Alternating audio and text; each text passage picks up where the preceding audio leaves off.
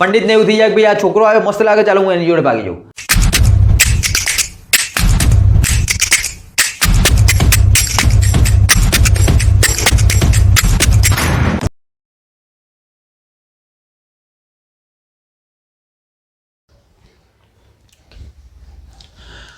चलो छोकराओ last time ની અંદર બેટા આપણે લોકો લાસ્ટ લેક્ચર ની અંદર કેટલી વાતો જોઈ લીધી હતી કે ભાઈ ચેપ્ટર નંબર 4 ની અંદર કાર્બન અને તેના સંયોજનોની અંદર આપણે લોકો જોઈ લીધું હતું કે ભાઈ સંતૃપ્ત અને અસંતૃપ્ત દ્રાવણો અથવા તો સંયોજનો કોને કહેવાય।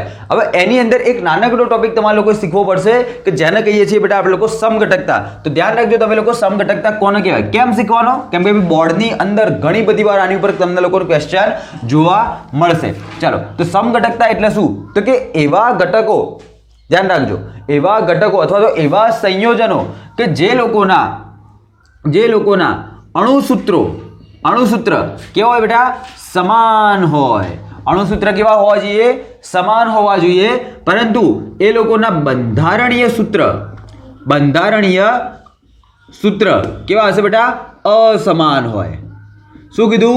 કઈ ખબર ના પડી, ધ્યાન રાખો બેટા। માની લ્યો કે મારી જોડે એક ઘટક છે પેન્ટેન, 5 કાર્બનનો આલ્કેન એટલે કે પેન્ટેન, 3 ને 2 5 કાર્બન, બરાબર। હવે આનું અણુસૂત્ર જો હું તમને લખવાનું કહું તો તમે લોકો શું કહેશો? તો ભાઈ C5 અને H12 કેવી રીતે ખબર પડી? યાદ કરો ભાઈ, આલ્કેનનું સામાન્ય સૂત્ર શીખવાડ્યું હતું CnH2n+2, એના ઉપરથી તમને લોકોનો આનો આઈડિયા આવી જશે। હવે દેખો આ એક સરળ શૃંખલાવાળો ઘટક છે। હવે જો હું આને અલગ રીતે લખવાનો ટ્રાય કરું તો C 4 કાર્બનની સીધી શૃંખલા અને 1 કાર્બનની 2 બનાવી દીધી બ્રાન્ચિંગ, તો 5 કાર્બનનો આ પણ આલ્કેન, 5 કાર્બનનો આ પણ આલ્કેન, પણ આનાથી આનું બંધારણ કેવું થઈ ગયું બેટા? અલગ થઈ ગયું। જો તમે લોકો આનું અણુસૂત્ર લખવાનો ટ્રાય કરશો તો એ પણ કેટલો નીકળશે? C5H12। જો તમારે લોકોએ કરવું હોય તો તમે આની આ બધા કાર્બન ઉપર હાઇડ્રોજન દ્વારા બધી જ સંયોજકતા પૂરી અને તમે લોકો હાઇડ્રોજનની સંખ્યા ગણી શકો છો।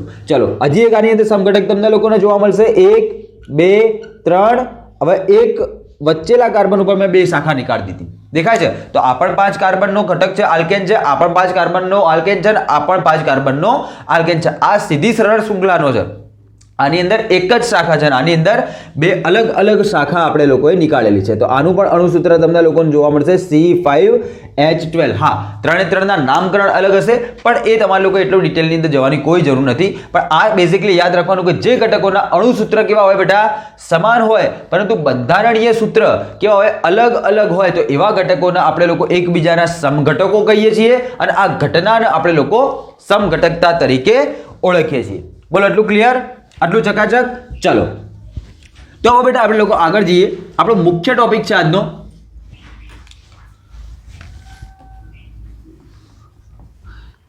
ક્રિયાશીલ સમૂહ।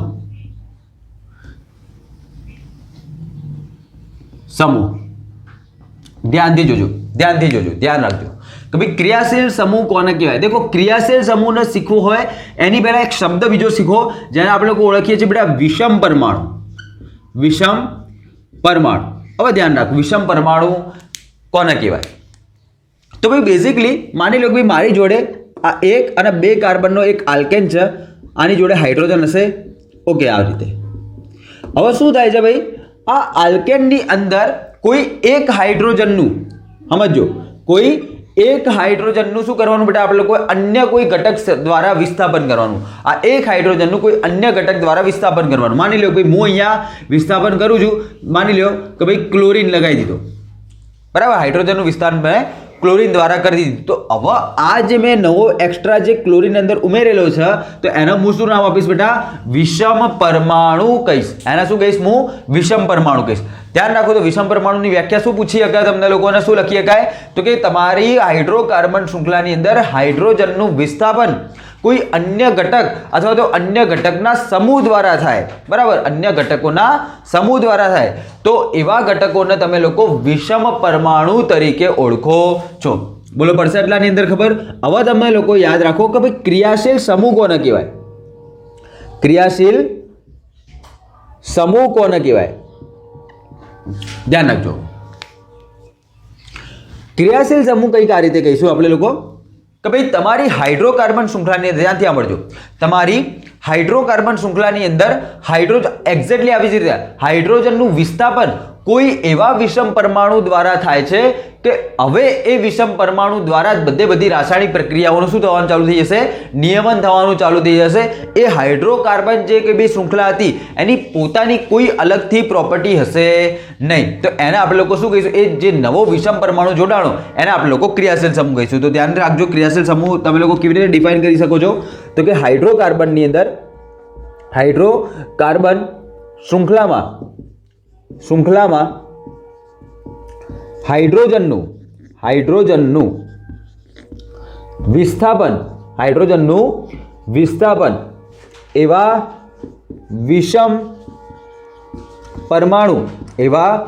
વિષમ પરમાણુ દ્વારા થાય કે જેના જોડાયા બાદ તે હાઇડ્રોકાર્બન શૃંખલાની બધી જ રાસાયણિક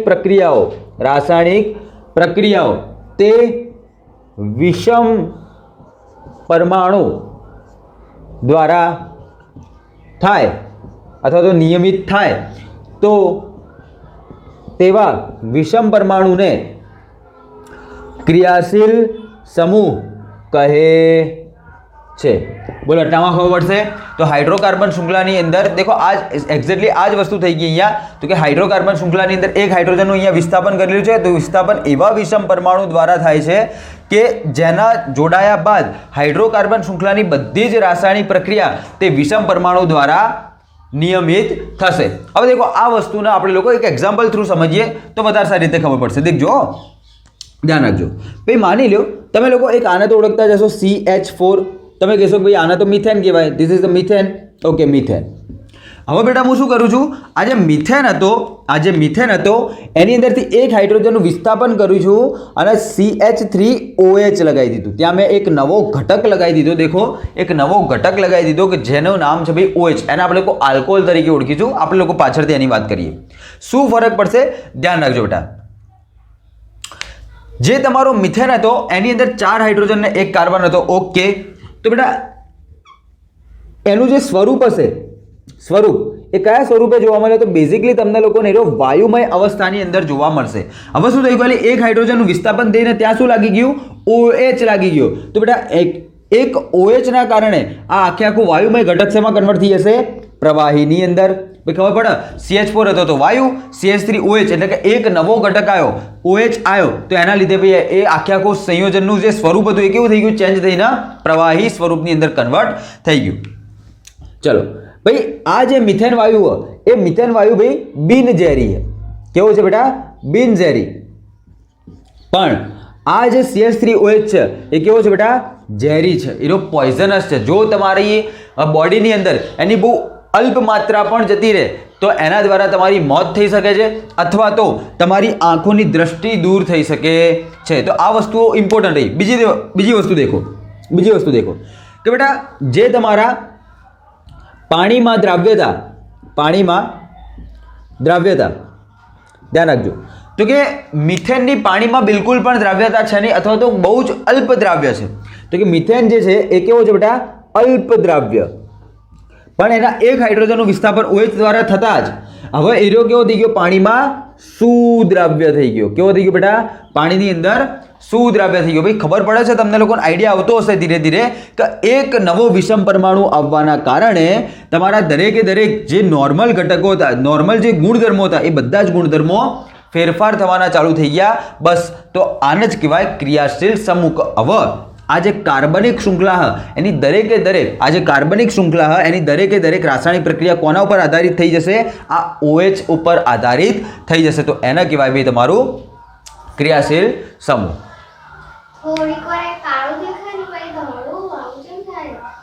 ઉધી જાય, ચાલશે, એવું થશે અમુક વાર. ચલો, આટલું ક્લિયર, આટલું કમ્પ્લીટ. ચલો, તો આને કહીશું ભાઈ આપણે લોકો ક્રિયાશીલ સમૂહ. હવે દેખો, આપણી બુકની અંદર 5 ક્રિયાશીલ સમૂહ આપેલા. કેટલા? 5 ક્રિયાશીલ સમૂહ આપેલા. એની આપણે લોકો 1 by 1 ચર્ચા કરીશું.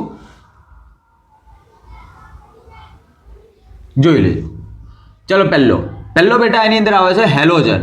કોણ આવ્યો? હેલોજન. હવે ધ્યાન રાખો ભાઈ, હેલોજન હોય તો હેલોજનની એક સંજ્ઞા હશે, દરેક ક્રિયાશીલ સમૂહની એક સંજ્ઞા હશે. બેટા હેલોજનની સંજ્ઞા તમે લોકો યાદ રાખશો x. તો x બરાબર શું થાય? તો કે x બરાબર તમારે લોકો યાદ રાખવાનું ભાઈ, એની અંદર ફ્લોરિન, ક્લોરિન, બ્રોમિન કાં તો આયોડિન તમે લોકો લગાવી શકો. આ ચારની અંદરથી કઈ બે ઘટક આવી શકે. બીજું દેખો ભાઈ, એની સંજ્ઞા હશે તો એનો એક પૂર્વક પણ હશે, પૂર્વક અથવા પ્રત્યય હશે. હવે એક યાદ રાખજો કે ભાઈ હેલોજન એક એવો ક્રિયાશીલ સમૂહ હશે કે જેનો પૂર્વક લાગશે. પૂર્વક એટલે કે ભાઈ નામની આગળ લાગશે, પ્રત્યય એટલે એ નામની પાછળ લાગશે. તો ચલો, તો આનો પૂર્વક હશે, તો આનો પૂર્વક તમને લોકોને કયો મળશે? તો બેટા એ મળશે તમને લોકોને હેલો. કયો મળશે? હેલો. જો ફ્લોરિન લાગે તો ફ્લોરો, ક્લોરિન લાગે તો ક્લોરો, બ્રોમિન લાગે તો બ્રોમો, આયોડિન લાગે તો આયોડો. એક્ઝામ્પલ. ઓકે, એક્ઝામ્પલ બેટા CH4 ને શું કહો? મિથેન. બરાબર. પણ જો એની અંદરથી એક હાઇડ્રોજનનું વિસ્થાપન કરી અને એની જગ્યાએ ફ્લોરિન લગાવી દઉં તો હવાનું નામકરણ થઈ જશે બેટા ફ્લોરોમિથેન. શું થઈ જશે? ફ્લોરોમિથેન. તો તમે લોકો આટલું યાદ રાખજો કે આ જે હેલોજન સાથે જ્યારે આવો ઘટક બની જાય, તમારો આલ્કેનનો હેલોજન સાથેનો આવો ઘટક બની જાય, મતલબ ફ્લોરિન, ક્લોરિન, બ્રોમિન કે આયોડિન એની સાથે જ્યારે કમ્બાઈન થઈ જાય તો એવા કિસ્સામાં તમે એને કહેશો હેલો આલ્કેન. શું કહેશો બેટા? Hello alkane. દેખો તમને નામકરણ બી અહીંયાથી ઈઝી પડશે. ભાઈ હેલો એટલે તમને ખબર પડી કે ભાઈ આ જે કંઈ બી ઘટક લાગ્યો એનું નામ, અને ભાઈ આલ્કેન એવો ને એવો લગાવી દો. ચલો એક એક્ઝામ્પલ બીજું જોવું છે. 3 કાર્બન વાળો લઈ. દેખો 3 કાર્બન વાળો તો એને કહીએ આપણે લોકો પ્રોપેન. પણ જો એની અંદરથી એક હાઇડ્રોજનનું વિસ્થાપન કરી એની સાથે હું આયોડિન લગાવી દઉં, બરાબર, આ બીજા બધા જે ખાલી બંધ રાખેલા છે બેટા એમાં તમારે લોકો હાઇડ્રોજન પૂરી દેવાના. તો બેટા હવે તમે લોકો શું કહેશો? Hello alkane. એવી રીતના આયોડો પ્રોપેન. તો આ થઈ જશે બેટા તમારું આયોડો પ્રોપેન. બોલો પડશે એટલાની અંદર? ખબર આવશે? આઈડિયા એટલો? ચલો હવે એક બીજી વસ્તુ, બીજો ક્રિયાશીલ સમૂહ. બીજો ક્રિયાશીલ સમૂહ બેટા તમે લોકો યાદ રાખજો, જેને આપણે લોકો ઓળખીએ છીએ આલ્કોહોલ તરીકે. કેવી રીતે? આલ્કોહોલ તરીકે. આલ્કોહોલ બેટા થઈ જશે, એને તમે લોકો યાદ રાખશો OH, અને એનો પ્રત્યય હશે, દેખજો શબ્દ મારા ધ્યાનથી સાંભળજો, એનો પ્રત્યય હશે ઓલ. શું હશે એનો પ્રત્યય? ઓલ. અને જો તમારે લોકોએ કોઈ પણ પ્રકારના આલ્કોહોલનું નામકરણ કરવું હોય તો દેખો કઈ રીતનું સ્ટ્રક્ચર બનશે. બેટા તમારી કોઈ પણ પ્રકારની આલ્કેન શૃંખલા હશે કે જેને આપણે લોકો R તરીકે દર્શાવીએ છીએ, એની અંદરથી એક હાઇડ્રોજનનું વિસ્થાપન થઈને એની સાથે શું જોડાઈ જશે? OH જોડાઈ જશે. બોલો પડશે? કોઈ પણ પ્રકારની આલ્કેન શૃંખલા હોય કે મતલબ 1 કાર્બનની હોય કે 2 carbon, 3 carbon, 4 carbon, 10 carbon, 1000 carbon, ગમે તેટલા કાર્બન, એને આપણે લોકો R તરીકે દર્શાવશું ને એના એક હાઇડ્રોજન દ્વારા વિસ્થાપિત થઈ અને OH, તો એને આપણે લોકો ROH તરીકે દર્શાવીશું. બોલો પડશે? ખબર? હવે જો આનું નામકરણ કરવું હોય તો તમે લોકો યાદ રાખજો બેટા, તમારે અહીંયા ખાલી એક નાનકડી વસ્તુ કે બેટા હાલને કહેશો તમે લોકો આલ્કેન, આને તમે લોકો કહેશો આલ્કેન, અને આ જે OH હશે એનું નિર્દેશન કરતો કયો શબ્દ છે? ઓલ. અને દેખો તમે લોકો કે આ વખતે મેં એને પાછળ લગાવ્યો કેમ કે એ એક પ્રત્યય હતો, આ પૂર્વક હતો એટલા માટે એના આગળ લગાવેલો છે, આ પ્રત્યય એટલા માટે એના પાછળ લગાવેલો છે. બોલો પડશે? ખબર? તો યાદ રાખજો તમે લોકો, આને કમ્બાઇનલી લખશો તમે લોકો આલ્કેનોલ. શું લખશો? આલ્કેનોલ. શું કહો છો? જોઈ લો. R ની જગ્યાએ માની લો કે ભાઈ મોએ લગાવ્યો એક કાર્બન વાળો ઘટક, તો એ CH3 અને એનો એક હાઇડ્રોજનનું વિસ્થાપન થઈને ત્યાં લાગી જશે OH, તો CH3OH. બરાબર. તો આને કહીશું આપણે લોકો મિથેન. એક કાર્બન હતો તો બેટા આપણે લોકો બેઝિકલી શું કહીએ? મિથેન પ્લસ પાછળ OH લાગેલું તો એને કહીશું આપણે લોકો ઓલ. તો આ થઈ જશે મિથેનોલ. બોલો પડશે? ખબર પડશે? ખબર? ચલો એક્ઝેક્ટલી એવી ને એવી રીતે માની લો ભાઈ 4 કાર્બનનો કોઈ ઘટક હોય, 1 2 3 અને 4 કાર્બન, અને એના પછી જો OH લાગેલો હોય તો હવે તમે લોકો સિમ્પલી રીતે નામકરણ કરી શકો. તમને આઈડિયા આવી ગયો કે 4 કાર્બન હોય તો કહેવાય બ્યુટેન, પાછળ લગાવી દેવાનું મારો ઓલ, તો એ થઈ જશે બ્યુટેનોલ. એ શું થઈ જશે બેટા? બ્યુટેનોલ થઈ જશે. તો આ રીતે તમે લોકો આલ્કોહોલનું નામકરણ પણ કરી શકો છો. ચલો આટલી વસ્તુ છાપી લો, પછી આપણે લોકો બાકીના 3 જે ક્રિયાશીલ સમૂહ બાકી છે એને જોઈ લઈએ. ફટાફટ છાપી લો. ઓકે ચલો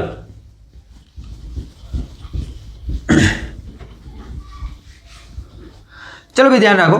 હવે તમારું જે નેક્સ્ટ ક્રિયાશીલ સમૂહ છે, ત્રીજા નંબરનો, ધ્યાન રાખજો, એનું નામ છે બેટા આલ્ડીહાઇડ. શું નામ છે? આલ્ડીહાઇડ. હવે દેખો આ જે આલ્ડીહાઇડ હશે એનું જે સ્ટ્રક્ચર હશે એને તમે લોકો કહેશો બોન્ડ CHO. શું હશે બેટા? આઈ રહ્યું બોન્ડ CHO. જો એનું મારે ખોલીને લખવું હોય તો એને લખાશે બોન્ડ. આ કાર્બન મેં તમને શીખવાડ્યું ભાઈ, કાર્બન 4 બંધ બનાવી શકે, તો કાર્બન ડબલ બોન્ડથી ઓક્સિજન સાથે અને એક બંધ હાઇડ્રોજન સાથે, તો કાર્બન 1 2 3 બંધ બનાવી દીધા, એક બંધ ખાલી. અહીંયા શું લગાવવાની? R શૃંખલા. હવે ધ્યાન રાખજો, ચલો આની અંદર પ્રત્યય તરીકે લાગશે બેટા આલ. આ યાદ રાખવાનું. શું લાગશે? આલ. આલ્ડીહાઇડ ની અંદર શરૂઆતની અંદર આવે આલ, એટલે તમારે લોકો એની અંદરથી યાદ રાખવાનું છે આલ. બોલો પડશે ખબર? હવે ધ્યાન રાખજો ભાઈ, આનું નામકરણ કઈ રીતે થશે યાદ રાખજો બેટા. આ તો આલ્કેન શૃંખલા હશે, પણ તમારા લોકો આલ્કેન શૃંખલાના કાર્બનની ગણતરીની સાથે તમારા આલ્ડીહાઇડના જે મેઇન ફંક્શનલ ગ્રુપ છે, મેઇન જે ક્રિયાશીલ સમૂહ છે, એની અંદર બી એક કાર્બન આવેલો છે, તો એ કાર્બનને બી તમારા લોકોએ કાઉન્ટ કરવો પડશે, ગણતરીમાં લેવો પડશે. તો બેટા આનું નામકરણ થશે આલ્કેન પ્લસ આલ. શું થઈ જશે? આલ્કેન પ્લસ આલ, મતલબ આનું નામકરણ થઈ જશે આલ્કેનાલ. શું થઈ જશે? આલ્કેનાલ થઈ જશે. ચલો હવે અહીંયા ધ્યાન રાખો, કે અહીંયા CH3 દેખો, એક કાર્બન વાળો ઘટક લઉં તો CH3 અને એની સાથે શું લગાવી દેવાનો? CHO. CH3 લગાવવાનો અને એની સાથે શું લગાવવાનો? CHO લગાવવાનો. શું લગાવવાનો? CHO લગાવવાનો. તો તમને લોકો નવા આઈડિયા છે પરફેક્ટલી, કે બે કાર્બન હોય તો તમે લોકો શું લગાવશો બેટા? ઇથ લગાવશો, હે ને? અથવા તો તમને ઈચ્છા હોય તો તમે લોકો ઇથેન લગાવશો.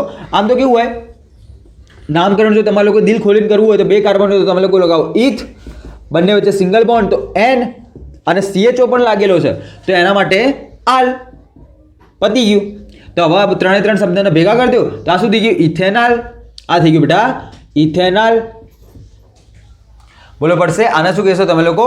ઇથેનાલ. હવે ધ્યાન રાખો, આ જે એક આર હતો એની જગ્યાએ તમે લોકો નોર્મલી ગમે તેટલી કાર્બનની શૃંખલા લગાવી શકો છો, પણ એ કાર્બનની શૃંખલાની સાથે સાથે તમારે લોકો આ કાર્બનની ગણતરી પણ કરવી પડશે. એટલા માટે અહીંયા ભલે એક કાર્બનની શૃંખલા લગાવેલી હોવા છતાંય મેં બે કાર્બનની ગણતરી કરીને ઇથ પ્રત્યય લગાવેલો છે.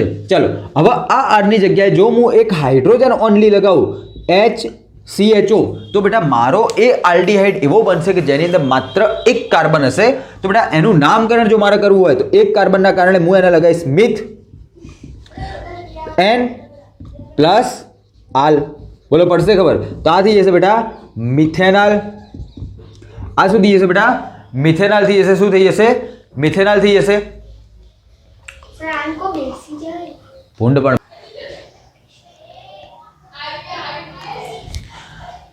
ચલો જો, તો એના આપણે લોકો કહીશું મિથેનાલ. હવે આના પછીનો જે નેક્સ્ટ ક્રિયાશીલ સમૂહ છે ભાઈ તમારો ચોથા નંબરનો, ફોર્થ વન, યાદ રાખજો બેટા. એના તમે લોકો નામ આપશો કીટોન. એના શું નામ આપશો? કીટોન. એક નાનકડી વાત ખાલી, આ મિથેનાલને તમે લોકો કહેશો એસિટાલ્ડીહાઇડ. સોરી, આને તમે લોકો કહેશો ફોર્માલ્ડીહાઇડ. બરાબર. બેઝિકલી યાદ રાખજો, એક કાર્બન વાળા ઘટકની આગળ તમે લોકો ફોર્મ લગાવશો અને બે કાર્બન વાળા ઘટકની આગળ તમે લોકો એસિડ લગાવશો તો આને તમે લોકો નામ આપશો એસિટાલ્ડીહાઇડ. શું નામ આપશો બેટા તમે લોકો? આને એસિટાલ્ડીહાઇડ નામ આપશો અને આને તમે લોકો નામ આપશો ફોર્માલ્ડીહાઇડ. બોલો પડશે ખબર એટલાની અંદર? ચલો હવે કીટોનની વાત કરી લો બેટા. તો કીટોનની અંદર તમને લોકોને એનું જે સ્ટ્રક્ચર હશે કંઈક આ રીતનું જોવા મળશે, કે બોન્ડ કાર્બન, ડબલ બોન્ડથી ઓક્સિજન અને આયરોબીજો બોન્ડ. બરાબર. તો બે સાઈડ તમે લોકો સમાન અથવા તો અસમાન પ્રકારના કાર્બનની શૃંખલા તમે લોકો લગાવી શકો. બોલો પડશે ખબર એટલાની અંદર? એની અંદર પ્રત્યય તમે લોકો લગાવશો કીટોનની અંદર પાછળ જેમ આવે ઓન, એવી રીતે તમે લોકો પ્રત્યય લગાવશો બેટા એની અંદર ઓન. બોલો પડશે ખબર એટલાની અંદર? હવે ધ્યાન રાખો, હવે શું કરવાનું? કંઈ નહીં, બસ આ કીટોનની આ બંને સાઈડ એક એક કાર્બન મેકો અને એક્ઝામ્પલ જોઈ લો. ચલો તો અહીંયા હું લગાવી દઉં CH3. આ થઈ ગયો તમારો કીટોનનો C ડબલ બોન્ડ O, અને અહીંયા મેં શું લગાવી દીધું? CH3. તો બેટા બેઝિકલી અહીંયા ટોટલ કાર્બન કેટલા થઈ ગયા? 1 2 3. તો તમારે લોકોએ પ્રોપ પ્રત્યય લગાવવો પડશે. પ્રોપ પ્લસ 3 કાર્બન છે, સિંગલ બોન્ડ હોવાના કારણે N, પ્લસ કીટોન હોવાના કારણે પ્રત્યય કયો લાગે? ઓન. બોલો પડશે? તો આ થઈ ગયું ભાઈ તમારું પ્રોપેનોન. બોલો પડશે ખબર? આ શું થઈ ગયું ભાઈ તમારું પ્રોપેનોન. તમે લોકો કીટોનની અંદર માત્ર આવ્યું એક જ એક્ઝામ્પલ યાદ રાખજો. આના સિવાય તમારા લોકો બીજા એક બી એક્ઝામ્પલ યાદ રાખવાની કોઈ જરૂર છે નહીં. ચલો આટલી વસ્તુ છાપી લો ભાઈ. આપણે લોકો એક નાનકડો ટોપિક છૂટે છે, એને આપણે લોકો કમ્પ્લીટ કરી લઈએ. અહીંયા જ કરી લઈએ. બરાબર, અહીંયા જ કરી લઈએ. ચલો इधर ही हो जाएगा. चलो तो पांचवा नंबर भाई તમારો ઘટક યાદ રાખજો. એના બેટા તમે લોકો નામ આપશો કાર્બોક્સિલિક એસિડ. એના શું નામ આપશો તમે લોકો? Carboxylic acid. હવે દેખો કાર્બોક્સિલિક એસિડનું જે બંધારણ હશે એ કેવું હશે? Bond C double bond O bond O H. શું થઈ ગયું? C double bond O bond O H. તો આને તમે બેઝિકલી નામ આપશો કાર્બોક્સિલિક એસિડ. અને અહીંયા તમારો લાગી રહ્યો હશે આર સમૂહ. કયો લાગેલો હશે બેટા? આર સમૂહ લાગેલો હશે. ચલો, આટલી વસ્તુ ક્લિયર થઈ. આટલી વસ્તુ ક્લિયર થઈ. હવે એની અંદર દેખો પ્રત્યય કયો લગાવશો? તો પ્રત્યય લગાવશો તમે લોકો ઓઇક એસિડ. કયો પ્રત્યય લગાવશો? ઓઇક એસિડ. ધ્યાનથી જોજો, ઓઇક એસિડ. બરાબર. હવે દેખો બસ આ આર ની જગ્યાએ અલગ અલગ પ્રકારના કાર્બનિક ઘટકો લ્યો અને તમારું કામ થઈ જશે. દેખો આર ની જગ્યાએ માની લો કે એક કાર્બન લીધો હોય તો CH3 અને એની સાથે લાગી જશે COOH. એની સાથે શું લાગી જશે? COOH. ચલો, તો બેટા અહીંયા બે કાર્બન, અહીંયા ટોટલ કેટલા કાર્બન થઈ ગયા? બે. તો એને તમે લોકો કરશો ઇથ. બંને વચ્ચે સિંગલ બોન્ડ તો N અને COOH હોવાના કારણે પાછળ શું લાગી જશે? ઓઇક એસિડ. તો બેટા આનો કમ્બાઇનલી જો નામ લખીએ તો એ થઈ જશે ઇથેનોઇક એસિડ. બેટા યાદ રાખજો, હમણાં જ મેં તમને લોકોને કીધું કે જો બે કાર્બન હોય તો એનું સામાન્ય નામકરણ જો તમારે લોકોએ કરવું હોય તો એવા કિસ્સાની અંદર તમે લોકો કયો પ્રત્યય લગાવશો? એસિડ પ્રત્યય લગાવશો. કયો પ્રત્યય લગાવશો? એસિડ પ્રત્યય લગાવશો. મેં તમને લોકોને એ દેખો બે કાર્બન વાળો ઘટક હતો તો એસિટાલ્ડિહાઇડ. એક્ઝેક્ટલી એવી રીતના આ બે કાર્બન વાળો ઘટક એસિડ હોવાના કારણે એને હું કહીશ એસિટિક એસિડ. એના શું નામ આપીશ બેટા? Acetic acid. એક્ઝેક્ટલી. હવે એક બીજી વસ્તુ દેખી લો. જો હું આ એક આર ની જગ્યાએ H લગાવું, એનું વિસ્થાપન કરીને શું લગાવી દઉં? ખાલી H લગાવી દઉં તો HCOOH બની જાય. ભાઈ આને હું કમ્બાઇનલી શું લખી શકું? દેખો COOH એટલે COOH. તો બેટા એક જ કાર્બન એવો કાર્બોક્સિલિક એસિડ છે કે જેની અંદર માત્ર મને એક જ કાર્બન જોવા મળે છે. એટલા માટે ભાઈ હું આનું નામકરણ શું કરીશ? Myth plus N plus ઓઇક acid. તો આનું આખું નામ થઈ જશે મિથેનોઇક એસિડ. શું થઈ જશે? Methanoic acid. જો એનું સામાન્ય નામકરણ કરવા જો તો હમણાં ભાઈ ફરીથી કીધું તો ફોર્મ પ્રત્યય લાગશે તો શું લગાવી દઈશું અહીંયા? ફોર્મિક એસિડ પણ થાય. શું કહેવાય? ફોર્મિક એસિડ પણ કહેવાય. દરેક ઘટકમાં તમે લોકો આ કામ ફોર્મિક એસિડ અને એસિટિક એસિડનું નહીં કરી શકો, પણ આ આલ્ડિહાઇડ અને કાર્બોક્સિલિક એસિડની અંદર તમારે લોકો આટલી વસ્તુ યાદ રાખવી પડશે. ચલો એટલી વસ્તુ છાપી લો ફટાફટ, પછી આપણે લોકો આગળ જઈએ.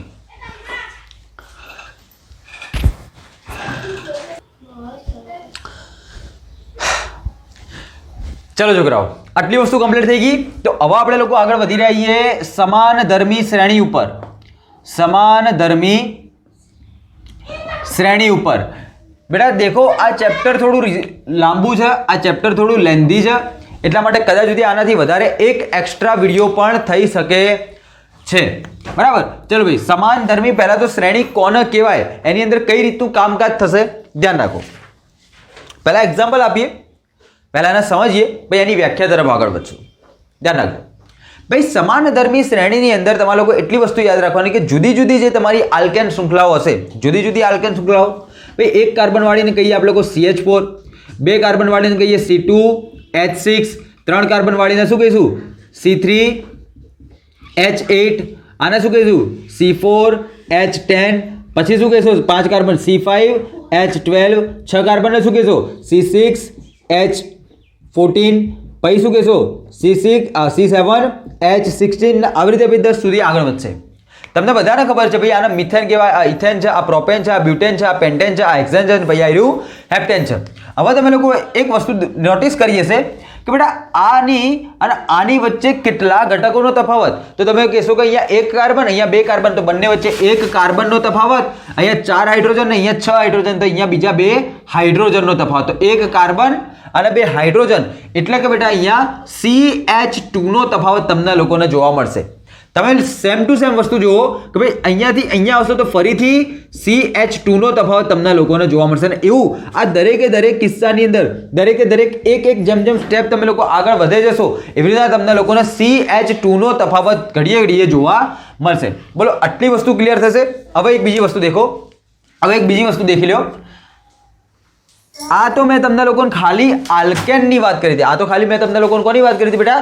આલ્કેનની વાત કરી હતી. પણ હવે તમે લોકો દેખો આલ્કીનની અંદર પણ તમને લોકોને સેમ વસ્તુ જોવા મળશે. દેખો એક સિમ્પલ એક્ઝામ્પલ થ્રુ, એક કાર્બન વાળો આલ્કીન પોસિબલ નહીં, તો બે કાર્બન વાળો તો C2H4, C3 H6 C4 H8 C5 H10 C6 H12 C7 H14 બોલો ભાઈ ખબર પડે છે. તો તમે લોકો અહીંયા ફરીથી ચેક કરી શકો કે જે આલ્કીન હતો એના આ શૃંખલાની અંદર 2 કાર્બન અને 4 હાઇડ્રોજન, તો એના પછીના ઘટકની અંદર 3 કાર્બન એટલે કે 1 કાર્બન વધી ગયો અને પછીના ઘટકની અંદર 2 કાર્બન બીજા 2 હાઇડ્રોજન વધી ગયા. તો અહીંયા પણ તમને લોકોને કેટલાનો તફાવત જોવા મળ્યો? CH2 નો તફાવત તમને લોકોને જોવા મળે છે. બોલો ભાઈ આટલી વસ્તુ ક્લિયર થાય છે તો તમે લોકો એટલી વસ્તુ નોટિસ કરી શકો કે જેમ જેમ તમે લોકો ક્રમ વાઇઝ આગળ વધતા જશો, મતલબ કે તમારી હાઇડ્રોકાર્બન શૃંખલાઓની અંદર જેમ જેમ તમે લોકો આગળ વધી રહ્યા છો એમ તમને લોકોને 2 સ્ટેપની વચ્ચે કેટલાનો તફાવત જોવા મળ્યો? CH2 નો તફાવત તમને લોકોને બેઝિકલી જોવા મળ્યો. બોલો પહેલા આટલી ખબર થશે. હવે ધ્યાન રાખો સમાનધર્મી શ્રેણી કોને કહેવાય. હજી આની અંદર એક એક્સ્ટ્રા વસ્તુ મારે તમને લોકોને કહેવાની છે. પહેલી વસ્તુ આપણે લોકો નોટિસ કરી લીધી, નોટ કરી લઈએ આપણે લોકો અહીંયા નીચે. પહેલી વસ્તુ આપણે લોકો નોટ કરી લઈએ કે ભાઈ સમાનધર્મી શ્રેણીની અંદર, સમાનધર્મી શ્રેણીમાં 2 ક્રમિક પદોની વચ્ચે CH2 નો તફાવત જોવા મળે છે. બોલો એટલું ક્લિયર. બીજું એક તમારા લોકોએ આના સિવાય એક બીજી વસ્તુ લખવાની હશે, ભાઈ એ લોકોનો અણુભાર, બરાબર, એ લોકોનો વજનનો તફાવત. તો તમે લોકો દેખો આ બંનેની વચ્ચે કેટલાનો CH2 નો તફાવત મળ્યો, તો આના અને આના વજનની વચ્ચે પણ કેટલાનો તફાવત હશે? ખાલી CH2 નો જેટલો તફાવત હોય એટલાનો તફાવત તમને લોકોને જોવા મળશે. એટલા માટે યાદ રાખજો તમે લોકો, કાર્બનનો ભાઈ અણુભાર હશે 12 અને હાઇડ્રોજનનો અણુભાર હશે 1.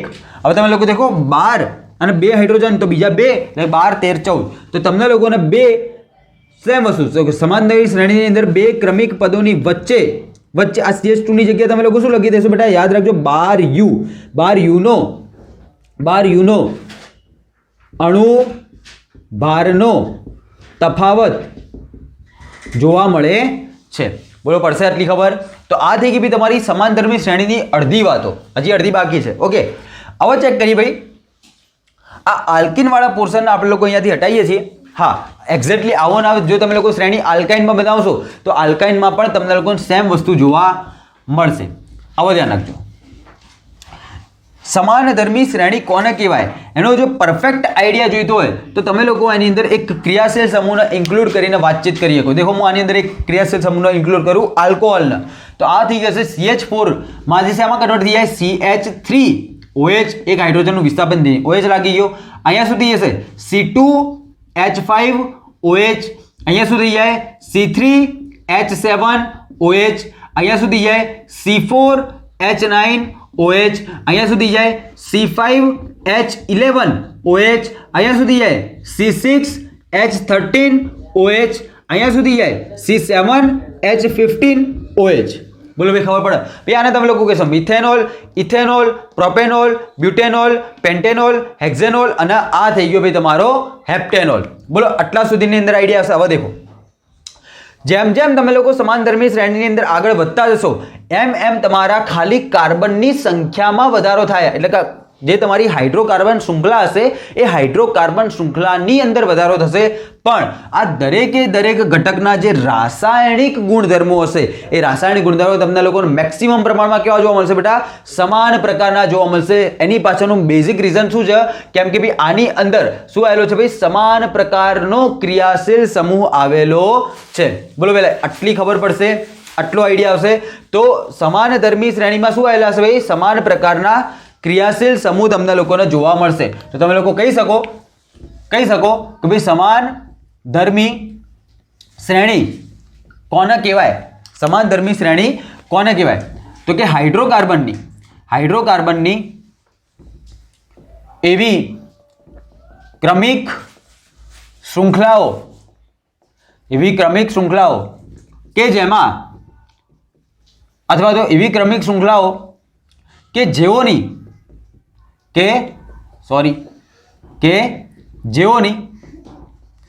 સમાનધર્મી શ્રેણી એવી એટલે કે હાઇડ્રોકાર્બનની એવી ક્રમિક શૃંખલાઓ કે જેઓનું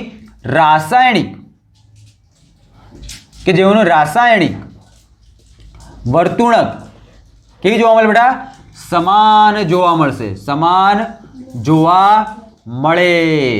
પડશે. એના આપણે લોકો સમાન ધર્મી શ્રેણી કહીશું. ભાઈ તમે લોકો ચાહે મિથેનોલ લઈ લો, ઇથેનોલ લઈ લો, પ્રોપેનોલ લઈ લો, બ્યુટેનોલ લઈ લો, પેન્ટેનોલ લઈ લો, આ દરેકે દરેક ઘટકોની મોટાભાગની રાસાયણિક પ્રક્રિયાઓ ખાલી કોના ઉપર ડિપેન્ડ થાય? ખાલી કોના ઉપર ડિપેન્ડ થાય બેટા? ક્રિયાશીલ સમૂહ ઉપર ડિપેન્ડેડ હોય. કોના ઉપર ડિપેન્ડેડ હોય બચ્ચા લોગ? ક્રિયાશીલ સમૂહ પર. અને બધાની અંદર ક્રિયાશીલ સમૂહ કેવો? એક જેવો. એટલા માટે આ લોકોની રાસાયણિક પ્રતિક્રિયાત્મકતા તમને લોકોને સમાન જોવા મળશે.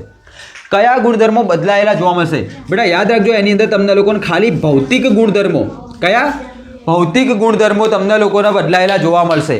કયા ગુણધર્મો? ભૌતિક ગુણધર્મો ખાલી તમને લોકોને બદલાયેલા જોવા મળશે. કેમ? કેમ કે બેટા તમે લોકો જેમ જેમ આગળ વધો છો એમ તમારા મોલેક્યુલર માસની અંદર, તમારા વજનની અંદર શું થાય છે? વધારો થાય છે. તો તમારા અણુભારમાં વધારો થતા, બરાબર. દેખો જેટલું વજન વધશે એ લોકો વચ્ચેનું આકર્ષણ પણ એટલું જ વધારે પ્રમાણમાં તમને લોકોને જોવા મળશે. અને એના કારણે જેમ જેમ તમે લોકો ઉપરથી નીચે તરફ જશો એમ એ લોકોના મેલ્ટિંગ પોઈન્ટ અને બોઇલિંગ પોઈન્ટ. મેલ્ટિંગ પોઈન્ટ એટલે બેટા ગલન બિંદુ અને બોઇલિંગ પોઈન્ટ એટલે એના ઉત્કલન બિંદુ. તો ગબી ઉબી એના કેવા જોવા મળશે તમને લોકોને? ઉપરથી નીચે તરફ જતા ગલન બિંદુ ઉત્કલન બિંદુમાં વધારો થતો જોવા મળશે. આ પહેલી વસ્તુ. એક બીજી વસ્તુ યાદ રાખજો, જેમ જેમ તમારી કાર્બનિક શૃંખલાની અંદર વધારો થશે, જેમ જેમ તમારી કાર્બનની સંખ્યાની અંદર વધારો થશે એમ એ ઘટકોની પાણીમાં દ્રાવ્યતા ઘટતી જશે. શું થશે? ઘટતી જશે. આ બે વસ્તુ તમારા લોકો યાદ રાખવાનું હશે કે ભાઈ મેલ્ટિંગ પોઈન્ટ બોઇલિંગ પોઈન્ટમાં વધારો થશે અને પાણીમાં દ્રાવ્યતા ઘટતી જશે. બાકીના મોટા ભાગના મેક્સિમમ પ્રમાણના જે એ લોકોના રાસાયણિક ગુણધર્મો હશે એ તમને લોકોને કેવા જોવા મળશે બેટા? સમાન જોવા મળશે. સમાન ધર્મી શ્રેણી ફરીથી બહુ જ મોસ્ટ આઈએમપી પ્રશ્ન છે. ચલો આટલી વસ્તુ નોટ કરી લો, પછી આપણે લોકો નેક્સ્ટ ટોપિક ઉપર આગળ વધીએ. છાપી લો. ઓકે ચલો છોકરાઓ, હવે આપણે લોકોએ કેટલી વસ્તુ જોઈ લીધી છે? નામકરણ જોઈ લીધું, ક્રિયાશીલ સમૂહ કોના કહેવાય, સમાનધર્મી શ્રેણી કોના કહેવાય, એટલી વસ્તુ આપણે લોકો કમ્પ્લીટલી ક્લિયર કરી દીધી. હવે ખાલી નાનકડી વાત બાકી રહી છે ભાઈ આ ચેપ્ટરની અંદર જે ઇમ્પોર્ટન્ટ છે કે જેની અંદર તમને લોકોને કન્ફ્યુઝન થઈ શકે તો એ હતી રાસાયણિક પ્રક્રિયાઓ. રાસાયણિક પ્રક્રિયાઓ યાદ રાખજો ભાઈ કે જે તમારું રસાયણ વિજ્ઞાન છે, આ રસાયણ વિજ્ઞાન ક્યાં? કાર્બનિક રસાયણ છે. એક કાર્બનિક રસાયણની અંદર મુખ્ય કેટલીક પ્રક્રિયાઓ આવશે અને આ મુખ્ય પ્રક્રિયાઓ તમારે લોકો યાદ રાખવી પડશે. એની અંદરથી પહેલી પ્રક્રિયા બેટા તમે લોકો યાદ રાખશો દહન.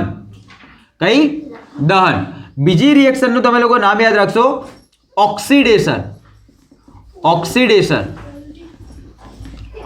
ત્રીજી રિએક્શનને તમે લોકો યાદ રાખશો યોગશીલ પ્રક્રિયા.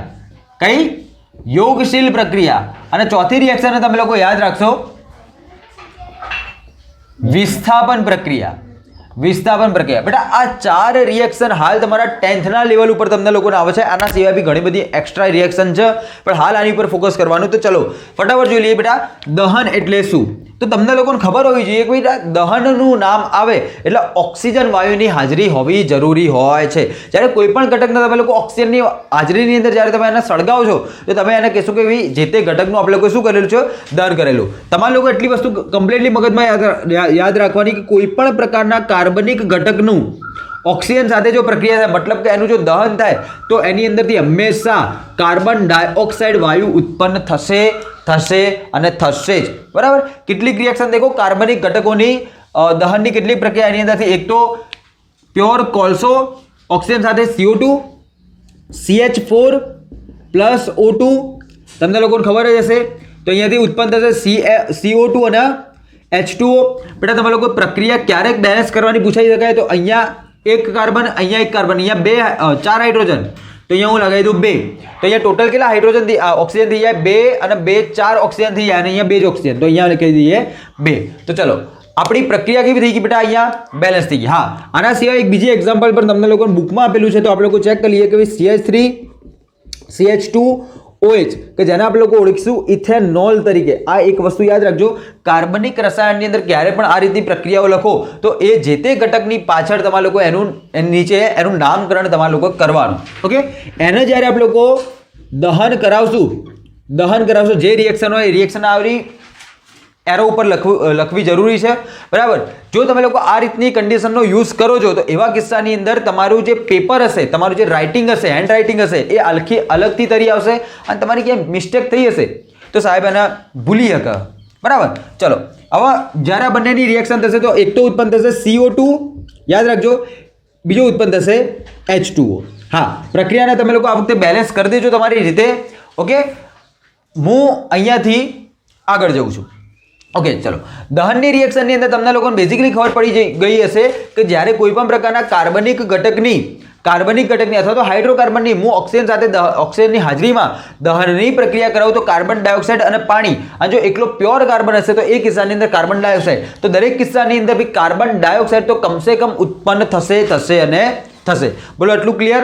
હવે એક નાની મોટી વાતો, કેટલીક ઇમ્પોર્ટન્ટ વાતો કે જે તમારે લોકોએ સમજવી, ધ્યાન રાખવી ખૂબ જ જરૂરી છે. ધ્યાન રાખો, જો તમે લોકો કોઈ પણ પ્રકારના સંતૃપ્ત પ્રકારના ઘટકોનું જ્યારે દહન કરાવશો, એ લોકોનું જ્યારે તમે લોકો બેટા દહન કરાવશો તો એ કિસ્સાની અંદર જે ધુમાડા રહિત કાળા ધુમાડા રહિત જ્યોત મળશે. શું કીધું? કાળા ધુમાડા રહિત જ્યોત મળશે, બરાબર. પરંતુ જો તમે લોકો અસંતૃપ્ત ઘટકનું દહન કરાવશો તો એવા કિસ્સાની અંદર તમને લોકોને કાળા ધુમાડા વાળી જ્યોત મળશે. મતલબ બેટા તમે લોકો બેઝિકલી જોયું હશે, ક્યારેક તમે લોકો હોળી દહનની અંદર તમે લોકો ગયા હશો, બરાબર, હોલિકા દહનની અંદર. તો હોલિકા દહનની અંદર તમને લોકોને ખબર હશે કે જ્યારે એ મોટો આગનો જથ્થો સળગાવવામાં આવે તો એકદમ નાની કાળા ડુંગરા જેવી વસ્તુઓ એની અંદરથી ઉડતી હોય છે, બરાબર. જેને તમે લોકો નોટિસ કરી હશે તો એ શેની હોય છે? તો એ હશે ભાઈ અસંતૃપ્ત પ્રકારના દહનની. અસંતૃપ્ત કાર્બનિક ઘટકનું જ્યારે તમે લોકો દહન કરાવશો તો કાળા ધુમાડાવાળી તમને લોકોને જ્યોત મળશે. એક બીજી વસ્તુ તમારે લોકોએ નોટિસ કરવાની કે ભાઈ તમે લોકોએ જોયું હશે કે જે તમારા ગેસ હોય છે, ગેસ અથવા તો સ્ટવ, બરાબર, કે જેનો તમે લોકો યુઝ કરતા હો ઘરે, મમ્મી યુઝ કરતી હોય, તમે તો ના કરતા હો, પણ ગેસ અને સ્ટવનો જે તમે લોકો બેટા યુઝ કરતા હશો એ સ્ટવની અંદરથી ક્યારેય પણ તમને લોકોને કાળા ધુમાડાવાળી જ્યોત મળશે નહીં. એની પાછળનું બેટા એક બેસ્ટ રીઝન છે. રીઝન એવું છે કે ભાઈ ગેસનો અથવા તો સ્ટવનું નિર્માણ એવી રીતે કરવામાં આવ્યું છે અને બનાવવામાં એવી રીતે આવ્યું છે કે જેના કારણે એ જે કોઈ બી એની અંદરથી કાર્બનિક પદાર્થ અથવા તો કાર્બનિક ગેસ જ્યારે સળગે છે તો એને પૂરતા પ્રમાણની અંદર ઓક્સિજન મળી રહેતો હોય, અને જ્યારે પૂરતા પ્રમાણની અંદર ઓક્સિજન મળી રહેતો હોય તો એ કિસ્સાની અંદર એનું જે દહન હશે એ કેવું દહન થશે બેટા? તો યાદ રાખજો બેટા, પૂર્ણ દહન થશે અને એની જ્યોત તમને લોકોને બ્લુ રંગની મળશે, બરાબર. પણ જો તમે લોકો લાકડું સળગાવશો, એટલે કે જો હું ચૂલાની વાત કરું તો ચૂલાની અંદર કેવું? તો કે અપૂર્ણ પ્રકારનું દહન થશે. અપૂર્ણ દહન એટલે કે ચૂલાની અંદર જે જ્યોત સળગતી હોય એ તમને લોકોને પીળા રંગની જોવા મળશે. એ એટલા માટે કેમ કે એની અંદર જેટલા જથ્થાની અંદર ચૂલાની અંદર જે કંઈ બી લાકડું નાખ્યું છે એ લાકડાની અંદર જેટલા જથ્થાની અંદર તમારો હાઇડ્રોકાર્બન છે એ હાઇડ્રોકાર્બનને સળગાવવા માટે, એનું દહન કરાવવા માટે એટલા પૂરતા પ્રમાણમાં એનો ઓક્સિજન પ્રાપ્ત થતો નથી. મતલબ કે ત્યાં તમારા બળતણનું શું થઈ રહ્યું છે? વેસ્ટેજ થઈ રહ્યું છે. બીજી વસ્તુ કે ત્યાં જે તમને લોકોને અગ્નિ મળશે, જે ઉર્જા મળશે એ જેટલી મળવી જોઈએ એનાથી ઓછી મળશે. અને આ અપૂર્ણ દહનના કારણે જે તે ઘટક કેવો જોવા મળશે? પીળા કલરનો જોવા મળશે. કેવા રંગનો જોવા મળશે? પીળા કલરનો જોવા મળશે. અને આની અંદરથી તમારું જે કંઈ બી આની અંદર જે કંઈ બી તમારું વાસણ હશે, ધ્યાન રાખજો, વાસણ હશે એની નીચે વાસણની નીચે કાળા ધબ્બા પડી જશે અથવા તો કાળા થઈ જાય છે તમારા વાસણ. એ શાના કારણે થશે? એ અપૂર્ણ દહનના કારણે થાય છે. અપૂર્ણ દહનના કારણે એની અંદરથી કાળા ધુમાડા નીકળતા તમને લોકોને જોવા મળશે.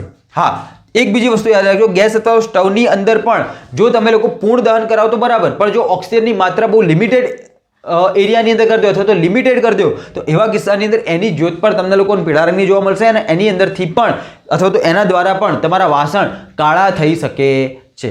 બોલો, આટલી વસ્તુ ખબર પડશે. આ થઈ ગઈ દહનની કેટલીક બેઝિક વાતો.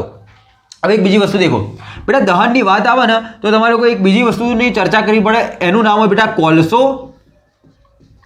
કોલસો અને પેટ્રોલિયમ.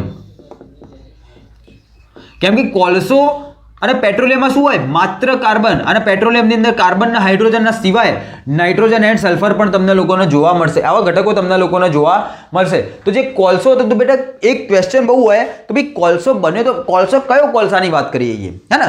તો એક વસ્તુ યાદ રાખજો ભાઈ, સાયન્સની અંદર તમે લોકો જે ચૂલાની અંદર લાકડા સળગાવો છો અને એની અંદર જે તમને લોકોને કાળો પદાર્થ મળશે એને તમે લોકો કહેશો ચારકોલ, એને તમે લોકો કોલસો કહી શકો નહીં. તો કોલસો શું છે? તો જ્યારે કરોડો વર્ષો પહેલા જે ડાયનાસોરનો એ લોકોનો જે ટાઈમ હતો, એ જે સમય હતો, એ સમયની અંદર જે મોટી મોટી વનસ્પતિઓ હતી ત્યાંના પ્રલયના કારણે જે જમીનની અંદર દટાઈ અને બહુ જ જમીનની અંદર નીચે સુધી જતી, તો એ લાકડાઓ, એ જે વનસ્પતિ હતી એ ઊંચા દબાણ અને ઊંચા તાપમાનના હેઠળ કોલસાની અંદર કન્વર્ટ થઈ. એ જે કોલસો બન્યો એને તમે લોકો એન્થ્રેસાઇટ, લિગ્નાઇટ, પીટ, બ્યુટેમિન કોલસો કહો છો. જો તમને લોકોને થોડું ઘણું યાદ હોય તો એને તમે લોકો કહેશો કોલસો. અહીંયા હું એ કોલસાની વાત કરું છું. પેટ્રોલિયમ કેવી રીતે બન્યું? તો એ જે કોઈ બી સજીવ પદાર્થો, જે ડાયનાસોર હતા, એવા મોટા મોટા પ્રાણીઓ જ્યારે જમીનની અંદર ઊંડાણ સુધી દટાઈ ગયા તો ઊંચા દબાણ અને ઊંચા તાપમાનના હેઠળ એની અંદર જે કંઈ બી બેક્ટેરિયા દ્વારા કૌભાંડ થયું, તો એ પ્રક્રિયાઓના કારણે તમને લોકોને જાડું ગાઢું પ્રવાહી મળ્યું. એ પ્રવાહીને તમે લોકો કહે છો ભાઈ પેટ્રોલિયમ. અને પેટ્રોલિયમની અંદરથી તમે લોકો અલગ અલગ વસ્તુ, જેમ કે પેટ્રોલ હોય, ડીઝલ હોય, કેરોસીન હોય, અન્ય કેટલાક કુદરતી વાયુ હોય, એને તમે લોકો અલગ કરો છો ને એનો આપણે લોકો યુઝ કરીએ છીએ. એની અંદર જે બાય પ્રોડક્ટ મળે એને કહીએ ડામર. ડામરનો યુઝ પણ આપણે લોકો રોડ બનાવવાની અંદર કરીએ છીએ. બોલો ભાઈ, આટલી વસ્તુની અંદર આઈડિયા આવશે. એની અંદર દેખો, જે પેટ્રોલિયમ હશે એની અંદર નાઇટ્રોજન અને સલ્ફર જેવા ઘટકો હોવાના કારણે જ્યારે તમે લોકો પેટ્રોલિયમનું દહન કરશો તો તમને લોકો નાઇટ્રોજનના ઓક્સાઇડ જેમ કે NO2, N2O અને સલ્ફરના ઓક્સાઇડ SO2, SO3, અહીંયા NO3, આ બધા ઘટકો તમને લોકો મળે. મતલબ કે નાઇટ્રોજનના ઓક્સાઇડ અને સલ્ફરના ઓક્સાઇડ મળે. કે જે લોકોનો સ્વભાવ અધાતુ છે ભાઈ, નાઇટ્રોજન સલ્ફર અધાતુ છે, અધાતુના ઓક્સાઇડ કેવા હોય? સ્વભાવ એસિડિક હોય, તો એરા લોકો એસિડ વર્ષાને પ્રેરે છે અને આયરા એક હાનિકારક ધુમાડા કહેવાય. એટલા માટે પેટ્રોલિયમના જે દહન હોય એના દ્વારા તમને લોકો આ ઘટકો ઉત્પન્ન થતા જોવા મળશે. બોલો, ખબર પડશે ભાઈ એટલાની અંદર. તો આ થઈ ગઈ ભાઈ તમારી દહનની સંપૂર્ણ વાતો. ઓકે, 2 થી 3 માર્કની અંદર તમને લોકોને દહન એકલો જ ટોપિક પૂછાઈ જાય છે અમુક વાર, તો ધ્યાનથી એના જોઈ લેજો. ચલો હવે આગળ જઈએ.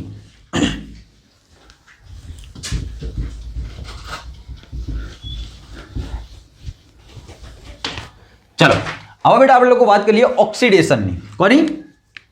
ઓક્સિડેશનની. હવે દેખો, ઓક્સિડેશન એટલે તમને લોકોને ખબર છે, ઓક્સિડેશન એટલે શું થાય કે કોઈ ઘટક જો ઓક્સિજન મેળવે તો એનું ઓક્સિડેશન થયું કહેવાય, અથવા તો કોઈ ઘટક જો હાઇડ્રોજન ગુમાવે તો એનું ઓક્સિડેશન થયું કહેવાય. બરાબર, સિમ્પલ વસ્તુ.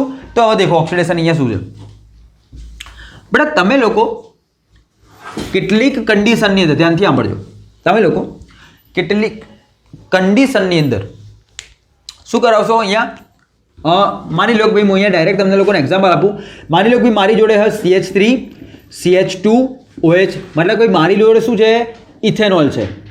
વાહ, ઇથેનોલનું મારે શું કરાવવાનું છે? ઓક્સિડેશન કરાવવાનું છે. શું કરાવવાનું છે?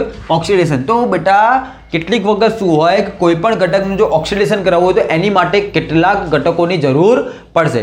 કેટલાક ઘટકોની જરૂર પડશે કે જેને તમે લોકો ઓક્સિડેશન કરતા તરીકે ઓળખો છો. તો બેટા તમારા લોકો એક જોડે એક શબ્દ આવે છે ઓક્સિડેશન કરતા. તો ઓક્સિડેશન કરતા કોને કહેવાય? હે ને, ઓક્સિડેશન કરતા કોને કહેવાય? તો ધ્યાન રાખો, ઓક્સિડેશન કરતા કોને કહેવાય? એવો પદાર્થ કે જે અન્ય ઘટકના ઓક્સિજન પ્રોવાઈડ કરે એને તમે લોકો ઓક્સિડેશન કરતા કહી શકો. અથવા તો એવું કહી શકો કે એવો પદાર્થ કે જે અન્ય ઘટકનું શું કરે? ઓક્સિડેશન કરે તેને ઓક્સિડેશન એજન્ટ એટલે કે ઓક્સિડેશન કરતા તરીકે ઓળખો છો. બરાબર, અક્ષર થોડા અહીંયા ખરાબ છે, ચલાવી લેજો. Thank you. બરાબર, તો ચાલો CH3, CH2OH, તો ઇથેનોલ જે હશે એનું જ્યારે તમે લોકો ઓક્સિડેશન કરાવવું હોય તો બેટા એની અંદર તમે લોકો કોનો યુઝ કરો? તો યાદ રાખજો, એક ઘટક એક હશે KMnO4. KMnO4 નો કહેવાય બેટા પોટેશિયમ પરમેંગેનેટ. અને એનો યુઝ કરશો તમે લોકો આલ્કલાઇન માધ્યમની અંદર. આલ્કલાઇન માધ્યમ એટલે બેટા બેઝિક માધ્યમ. અથવા તમે લોકો બીજા કોનો યુઝ કરી શકો છો? યાદ રાખજો, K2Cr2O7. બેટા આને તમે લોકો નામ આપશો પોટેશિયમ ડાયક્રોમેટ. શું નામ આપશો બેટા તમે લોકો? આને પોટેશિયમ ડાયક્રોમેટ. અને એને તમે લોકો એસિડિક માધ્યમમાં લેશો. એસિડિક માધ્યમની અંદર તમે લોકો એનો યુઝ કરશો. પોટેશિયમ પરમેંગેનેટ એકદમ ડાર્ક પર્પલ કલરનો જોવા મળશે. પોટેશિયમ ડાયક્રોમેટ હશે એ તમને લોકોને નારંગી કલરનો જોવા મળશે. જ્યારે તમારા ઇથેનોલનું ઓક્સિડેશન થશે તો યાદ રાખજો આ બંને પ્રબળ ઓક્સિડેશન કરતા હતા, બરાબર. તો એના કારણે ઇથેનોલ ડાયરેક્ટ કન્વર્ટ થઈ જશે. દેખજો CH3COOH ની અંદર 2 કાર્બન વાળો ઇથેનોલ હતો તો 2 કાર્બન વાળો કાર્બોક્સિલિક એસિડ બનશે. તો આ વસ્તુ તમારે લોકો મેઇન ફોકસમાં રાખવાની હતી કે જ્યારે આલ્કોહોલનું, આ યાદ રાખજો, આ સેન્ટેન્સ યાદ રાખજો, આલ્કોહોલનું ઓક્સિડેશન થાય છે તો તમને લોકો નિપજમાં શું મળશે? કાર્બોક્સિલિક એસિડ મળે છે. તેટલા જ કાર્બન વાળો કાર્બોક્સિલિક એસિડ તમને લોકોને પ્રાપ્ત થશે. તો અહીંયા મેં યુઝ કર્યો તો ઇથેનોલનો, અને અહીંયા મને મળ્યો છે એસિટિક એસિડ. અહીંયા મને મળ્યો છે એસિટિક એસિડ. બોલો પડશે ખબર એટલાની અંદર? ચલો ઓક્સિડેશન વાળો ટોપિક છાપી લો. ચલો થઈ ગયું. ઓકે, હવે યોગશીલ પ્રક્રિયા. દેખો યોગશીલ પ્રક્રિયા તમને લોકોને ક્યાં જોવા મળશે? ધ્યાન રાખજો, યોગશીલ પ્રક્રિયા તમને લોકોને ક્યાં જોવા મળશે? યોગશીલ પ્રક્રિયા હંમેશા તમને લોકોને અસંતૃપ્ત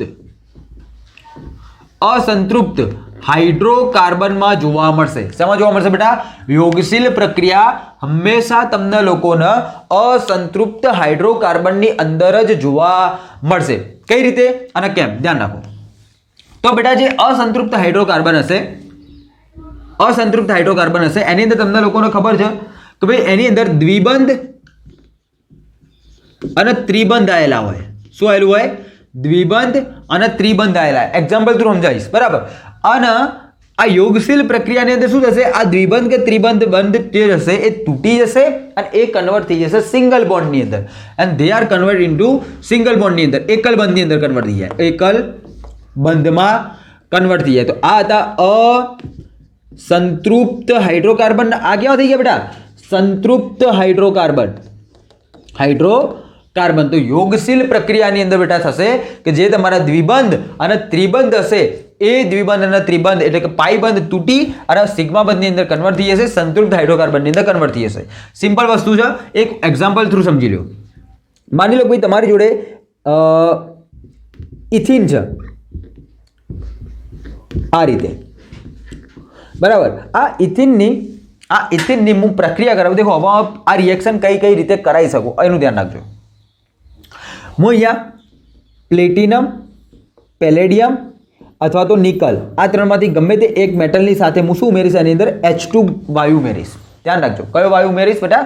H2 વાયુ ઉમેરીશ. મતલબ બેટા જો હું હાઇડ્રોજનના અંદર ઉમેરું છું તો બેટા આ રિએક્શનને હું કહીશ હાઇડ્રોજનીકરણ. મતલબ કે હાઇડ્રોજન ઉમેરું તો એને હું કહીશ હાઇડ્રોજનીકરણ. ધ્યાનથી સાંભળજો. બીજું તમે લોકો કહી શકો આને રિડક્શન. કેમ રિડક્શન કીધું?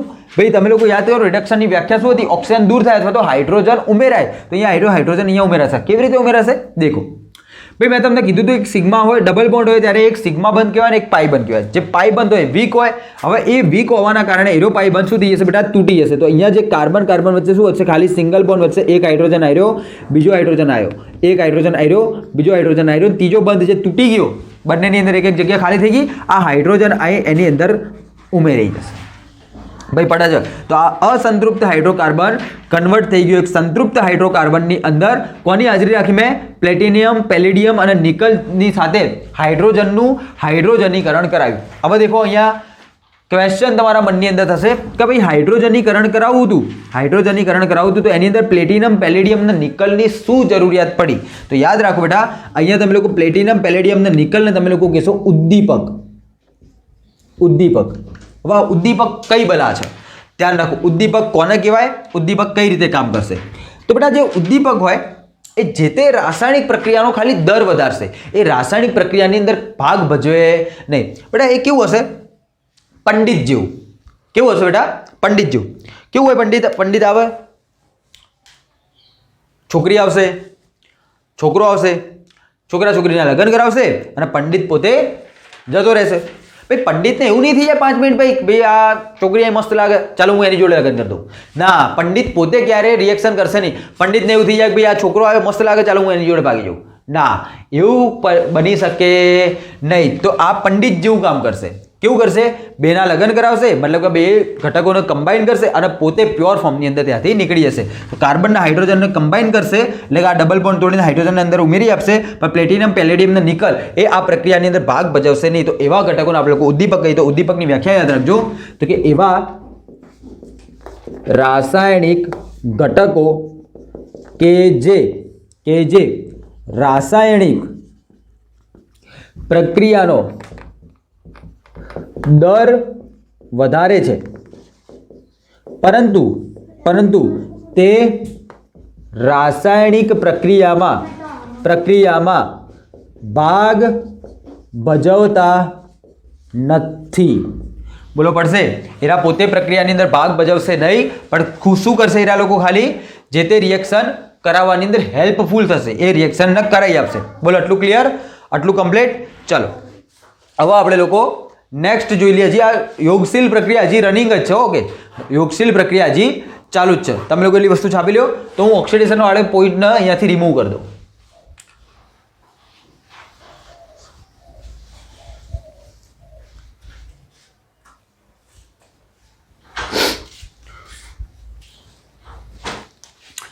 ચાલો ભાઈ, હવે એક બીજી વસ્તુ દેખો.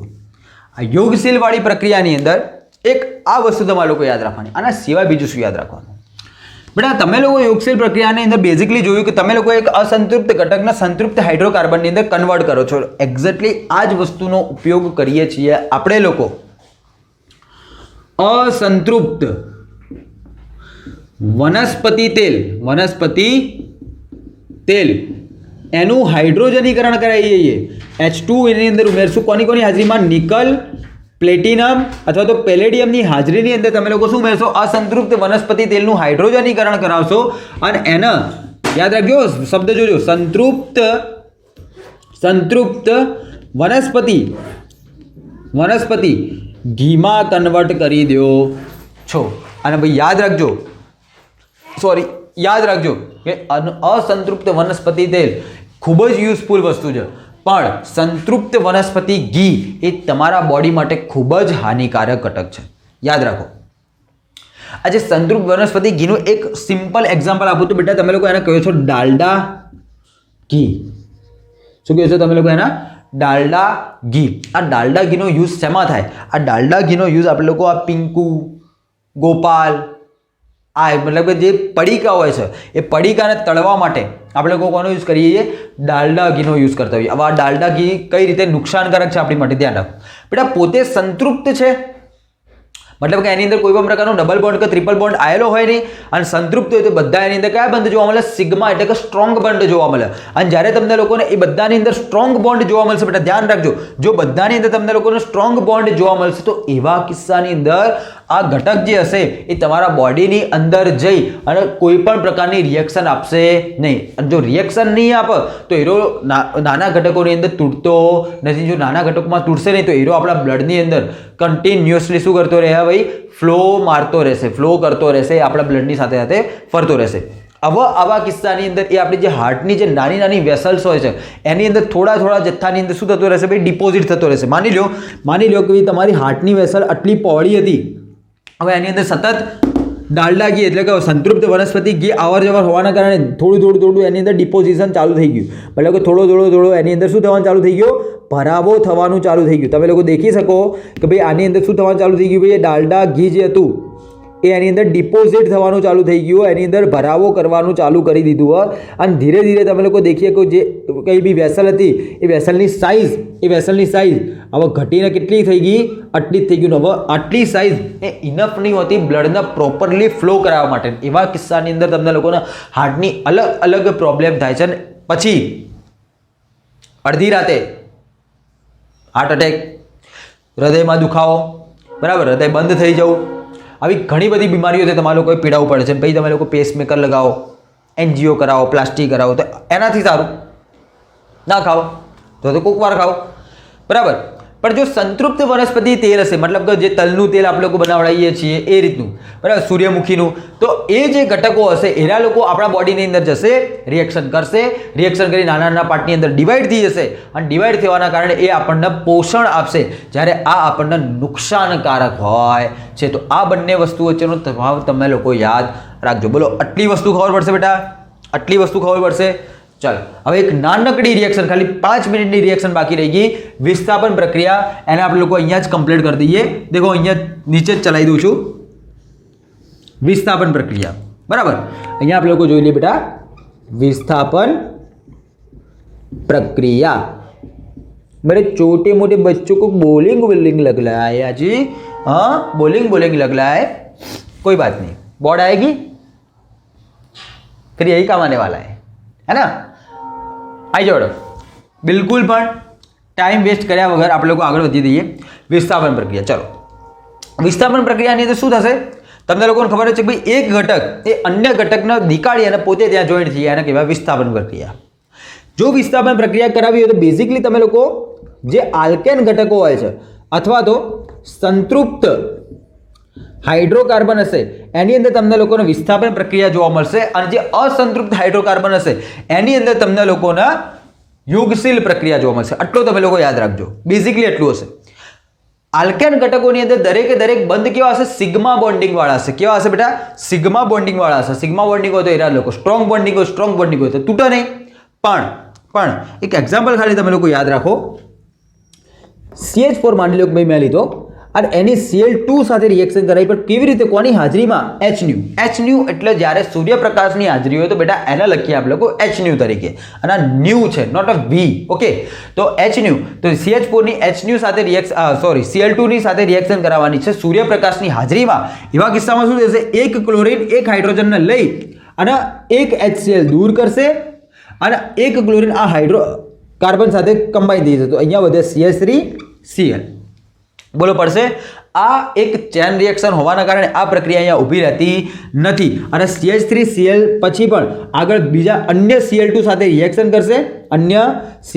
રિએક્શન કરશે, ફરીથી એક હાઇડ્રોજન એક ક્લોરીનને લઈને અહીંયાથી દૂર થશે, અને અહીંયાનો જે એક ક્લોરીન બાકી રહ્યો એ ફરીથી અહીંયા કમ્બાઈન થશે, તો અહીંયા કહીશું આપણે એ લોકો CH2Cl2. હજી નેક્સ્ટ Cl2 સાથે ફરીથી પ્રક્રિયા થશે, અને ફરીથી પ્રક્રિયા થઈ એક હાઇડ્રોજન એક ક્લોરીનને લઈને -HCl સ્વરૂપે, તો હવે અહીંયા રહ્યો એક જ હાઇડ્રોજન CHCl3 બની જશે. CHCl3 બન્યા પછી હજી આ રિએક્શન સેમ ટુ સેમ ચાલુ રહેશે. Cl2 સાથે એક હાઇડ્રોજન બીજા એક ક્લોરીનને લઈને -HCl સ્વરૂપે દૂર થશે, એક ક્લોરીન અહીંયા લાગી જશે, અહીંયા થઈ જશે CCl4 બની જશે. હવે ધ્યાન રાખજો, ખાલી બે ઇમ્પોર્ટન્ટ ઘટકો બેટા, આને તમે લોકો યાદ રાખશો, ક્લોરોફોર્મ. આને શું કહેવાય? ક્લોરોફોર્મ. હા, પિક્ચરોની અંદર આવે છે ને, ભાઈ નાકે રૂમાલ નાખ્યો અને પેલો ઉઠી ગયો, બસ એ બેહોશીની દવા માટે અથવા તો બેહોશ કરવા માટે આપણે લોકો ક્લોરોફોર્મનો યુઝ કરીએ છીએ. અને આ CCl4 નું ખાલી નામ યાદ રાખજો, એને કહીશું આપણે લોકો કાર્બન ટેટ્રાક્લોરાઇડ. શું કહીશું ભાઈ આપણે લોકો? Carbon tetrachloride. તો આ રીતે થશે ભાઈ તમારી વિસ્થાપન પ્રક્રિયા. તો અહીંયા તમે લોકો દહન, ઓક્સિડેશન, યોગશીલ અને વિસ્થાપન પ્રક્રિયાઓ કમ્પ્લીટલી જોઈ લીધી છે. તો આ થઈ ગઈ તમારી સૌથી વધારે ઇમ્પોર્ટન્ટ રિએક્શન. પણ આની અંદર તમે લોકો યાદ રાખજો કે ભાઈ ઓક્સિડેશન, યોગશીલ અને દહન, આ ત્રણે ખૂબ જ ઇમ્પોર્ટન્ટ રિએક્શન છે. તમને લોકોને 2 થી 3 માર્કની અંદર ઘણી બધી વાર પૂછાઈ ગયેલી છે, તો તમે લોકો એની ઉપર ફોકસ કરજો. ઓકે, કાલે કેટલાક ટેકનિકલ ઇસ્યુના કારણે વિડીયો બની શક્યો નહોતો, તો એ વિડીયોને હું આજે અપલોડ કરી દઈશ. Okay, done. Thank you. YouTube ઉપરથી મને બહુ બધો પ્રેમ મળી રહ્યો છે, તમારા તરફથી ઘણો બધો સપોર્ટ મળી રહ્યો છે, એના માટે થેન્ક યુ. મળીએ આપણે લોકો આપણા નેક્સ્ટ વિડીયોની અંદર. બાય.